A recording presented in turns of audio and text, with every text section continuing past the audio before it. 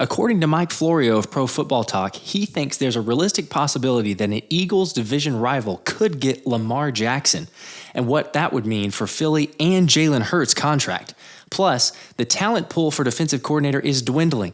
Have the Birds missed their opportunity? But first, let's run it.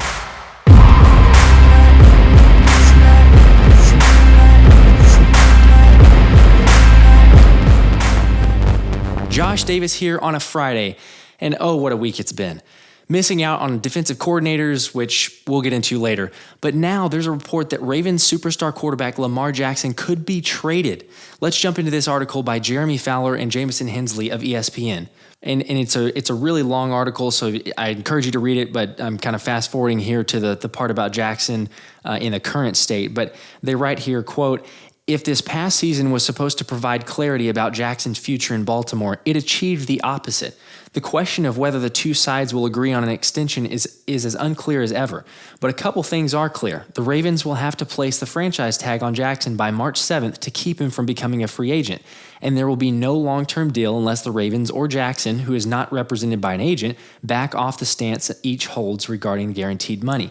Jackson, who has vowed not to speak publicly about his contract since the start of the 2022 regular season, wants a fully guaranteed deal in line with the 5-year, $230 million contract the Cleveland Browns gave Deshaun Watson in March. The Ravens, meanwhile, are balking at guaranteeing the full amount, according to team sources. Jackson turned down a 5-year, $250 million contract in September that included $133 million guaranteed, far less than Watson's deal, but more than the guaranteed figures awarded to Russell Wilson and Kyler Murray last offseason. According to a source with knowledge of Jackson's contract negotiations, all his counteroffers to the Ravens last year were for fully guaranteed contracts that exceeded that of Watson, who signed his deal with the Browns after being traded from the Houston Texans and before serving an 11-game suspension for violating the NFL's personal conduct policy by committing sexual assault as defined by the league on massage therapists. It goes on to say, just because the Browns were desperate doesn't mean the Ravens are, one high-ranking NFL executive said. They are a stable franchise. They aren't about to jump at something just because Cleveland did. The article keeps on going on, kind of talking about the possibility of trading Jackson, but then it ends up here. The quote, the one that I really like is, "A couple months ago, I would have said no way that a trade will happen," a team source said in the days after the playoff loss. "Now it feels like anything is possible," end quote. We all remember last offseason when the sides weren't able to come to terms. And I mean, at that point, it was pretty shocking. But in my mind, I mean, once it happened, I figured it's going to all get ironed out before the Super Bowl. Yet here we are. I mean, I understand the Ravens' concern, and quite honestly, it would be pretty difficult to offer that type of guaranteed money to anyone. Sure, you could argue Lamar is a transcendent type talent. He's a former MVP. We know what he's done. But the Cleveland Browns were idiotic, in my opinion, to offer Deshaun Watson that fully guaranteed money. But here's where things get scary. So rumors have started to pop up that the Washington Commanders might be interested to go all in on Jackson. Take a look at this article from Brian Manning of USA Today.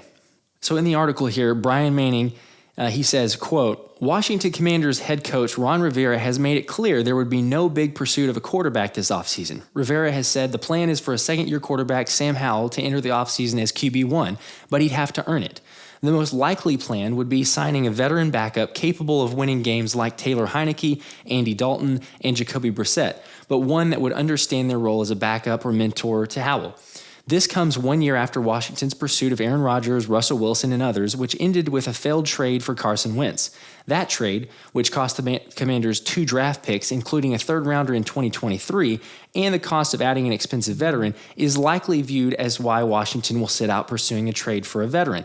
However, this is where it's really interesting. Mike Florio of Pro Football Talk sees things a bit differently. He wonders if Rivera's talk about not pursuing an expensive veteran this offseason is mere lip service until the Commanders and new offensive coordinator Eric Bieniemy see what the Baltimore Ravens do with Lamar Jackson. So Mike Florio says, quote, "Maybe they're waiting to see in Washington whether the nearby Ravens ultimately apply the non-exclusive franchise tag to Lamar Jackson," Florio said. There have been different thought out there on whether the Ravens go exclusive at about $45 million, although I think that number is going to go down by the time it locks in. If you go exclusive, he can't talk to any other teams. He can't sign an offer sheet. He can't do anything but play for the Ravens or play for no one. Here comes the interesting part. Second, if you go on non-exclusive franchise tag, that's when a team like the Commanders could say, hey, we're drafting fairly low this year. We almost made the playoffs last year. Yeah, we'll give up two first-round picks to get Lamar Jackson. We'll do it. In addition to Florio explaining Rivera's words about how he has a theory regarding owner Dan Snyder, with Snyder potentially selling the franchise, pursuing a big-name quarterback doesn't make sense. Florio thinks it could, and it all comes down to Snyder's vindictiveness. Snyder understands the other NFL owners were upset with the fully guaranteed contract Jamie Haslam and the Cleveland Browns gave Deshaun Watson last year. So this would be the ultimate middle finger to the rest of the league to provide Jackson with a fully guaranteed deal, sell the team, and leave the next owner to deal with Jackson's contract. While this all appears unlikely, the part about Snyder's vindictiveness isn't far-fetched. End quote. The article continues to go on about Jackson. He's a rare talent. We all know that. Man, that is very interesting. And although an unlikely scenario, it's not impossible, especially knowing Dan Snyder. It's also a scary thought to have to play Lamar Jackson and Eric Bieniemy twice a year. I'm not saying I'd give them the advantage over the Birds, but getting Jackson would surely vault them to the spot for second best team in the division. And let's remember, Jackson is only 26 years old and unquestionably a franchise QB. Sure, the Commanders have several holes to fill on offense and defense, but this would be a nightmare for Philly fans.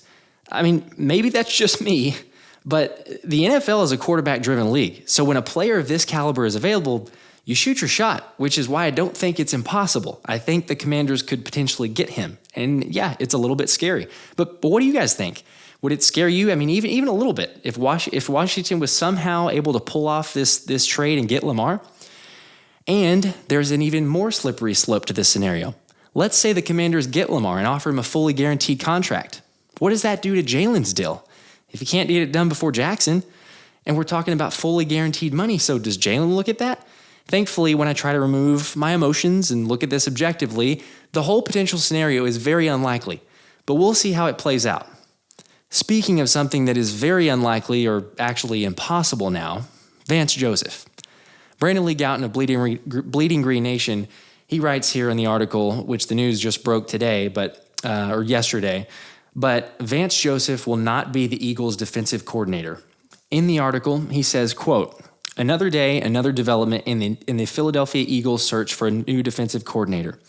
Wednesday brought news that the Birds will not be hiring former Wisconsin defensive coordinator Jim Leonhard. Thursday's update rules out another candidate. Vance Joseph is joining Sean Payton's coaching staff as the Denver Broncos' new defensive coordinator, according to Peter Schrager. Joseph reportedly met virtually with Nick Sirianni on Tuesday and then the duo of Jeffrey Lurie and Howie Roseman on Wednesday. Whether the Eagles really wanted to hire Joseph remains to be seen. It's possible they're okay with missing out on him. It's not like he has the strongest track record.